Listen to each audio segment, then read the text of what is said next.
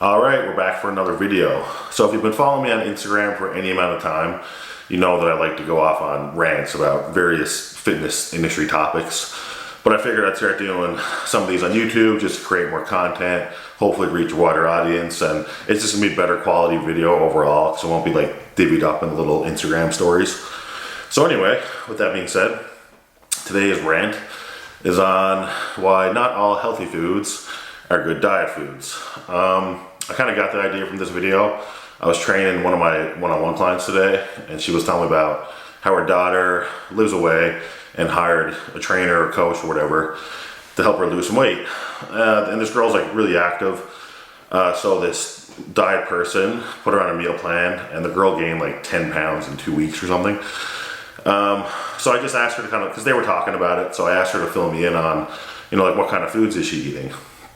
And she listed off quinoa, avocado, and salmon. So then I was just like, stop there.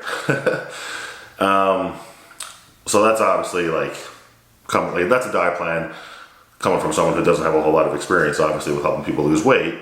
Because all of those foods that were listed are definitely healthy and packed with nutrients, but they are very macronutrient dense as well. So I think a lot of people are in the misconception that just because something's listed as healthy or a superfood or something, okay, I'm gonna eat that and it's gonna help me lose weight because it's healthy, and losing weight is healthy, and being less fat is healthy. So unfortunately, that's just not the way it works. So I kind of want to just give an explanation of how to select your foods if you're trying to diet, and how to get the most out of your foods, volume wise, so you can stay full throughout the day. Because we all know that the enemy to dieting and trying to lose body fat especially is being hungry.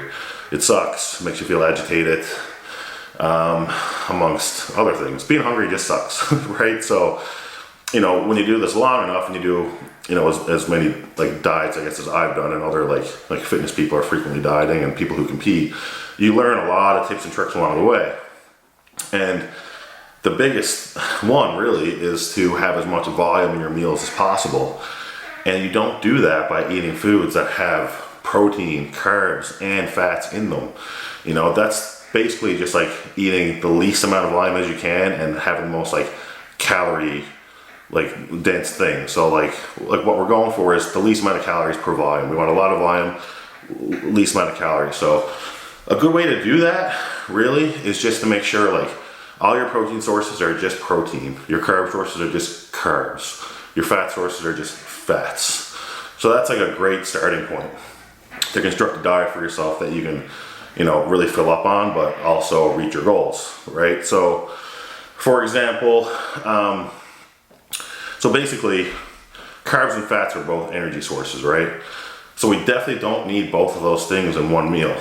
Per meal that you lay out, say if you eat 4 or 5 meals, choose fats or carbs as your energy source. Protein's always going to be there. We want protein there because it's really hard to store as body fat, for one. But also protein really fills you up, and pretty much everybody that I know that tries to lose body fat wants to retain as much muscle as they can. You might sacrifice some along the way depending on how lean you're trying to get, but we want to retain a lot of muscle. So protein's going to be there in every meal. So then pretty much how you want to construct everything else, in my opinion, is you want to have your carbs around your workout. So let's just say this meal plan that I'm about to talk about is for someone who works throughout the day like a day job, and then they train in the middle of the day, okay? So for your first meal, you should probably just go with protein and fats. So again, protein's always there, but we want the fats because fats are an energy source, yes, but they also have a lot of other functions in the body. We need fatty acids to live. So fat is also very satiating, and it digests slow. And so does protein. So if you eat protein and fat together, you're going to digest that meal really slowly. So it's going to satiate you for a long period of time, as opposed to just eating a bagel or a muffin or something that is packed with carbs, gives you a big sugar spike, and just induces hunger because of that, right? So we have our first meal, protein and fat. It satiates us for a while. Then it comes around at workout time. So that's when you want to have some carbs, okay? So now we're going to pick a carb source that's just carbs. So let's just go with rice, okay? And again, no fat, so we're going with a lean protein source. So we'll go with, chicken. Let's keep chicken, keep it simple. So chicken and rice, it's good because it's going to be quite a bit of volume, especially if you throw some vegetables in there or something, but it's going to digest really fast because obviously our pre-workout meal, we want to digest that quickly so we don't have like a full belly and like we're not bloated for our workouts because we want to have a good workout, okay? And also the carbs. Carbs are the best energy source. Like their only job is to be energy. Your body, you put it in, your body stores this glycogen, you burn it off, it's your fuel, okay? So, but it's not essential, so we don't need it all the time. You can live without carbs. You can't live without protein or fats, okay? So carbs are our energy source. So we have that before our workout, and just a clean source, again, easy to turn over, easy to digest, so not quinoa. Post-workout meal, same thing. We want carbs and protein again. We want the protein to help us recover from our workout, again, help us to retain muscle, and even if you just do cardio, you still want to prevent muscle protein breakdown, and that can happen if you do like a lot of cardio, and especially if you're in a calorie deficit, right? Because you're lacking energy, so that your body is burning your body fat as fuel. So we do the there could be anything, say white fish, cod, and potato this time. Okay, potato, no fat, just carbs, right? But we want the carbs there because we want to refill those glycogen stores to help us recover from our workout, right? So there you go, you got our 2 carb meals in. Later in the day again, so say it's in the evening, you're approaching bedtime, you don't need carbs because you're going to bed soon. And remember, our goal, be different if you're bulking trying to gain muscle, but we're trying to lose fat. So we're just gonna go protein and fats again. So something I give a lot of my clients that works really well is just like a plain fat-free Greek yogurt. You might get a few carbs in there, but nothing significant, but it's just like a good protein source, ton of protein in it. And with that, I might get them to add a little bit of protein powder in it for some flavor. And then we'll throw some like maybe 20 grams or, 25 grams of natural peanut butter or natural almond butter. Because again, the protein with the fat is gonna lead to a slow digesting meal. And it's kind of like a tasty treat too. It's something good to have before bed. But yeah, it's gonna have like a slow digesting meal. Gonna satiate you throughout the night so you're not waking up in the middle of the night with hunger pangs. It will at least get you to the morning where you can have your meal again, right? So that's, and another thing too I wanna mention, sometimes people in a calorie deficit can be concerned about like getting all their micronutrients in, especially when you're just eating such like plain foods like rice and potato and stuff like that. That's what supplements are for. So take a multivitamin. There's tons of health stuff you can get. You can take every vitamin like individually in a supplement if you're concerned about it.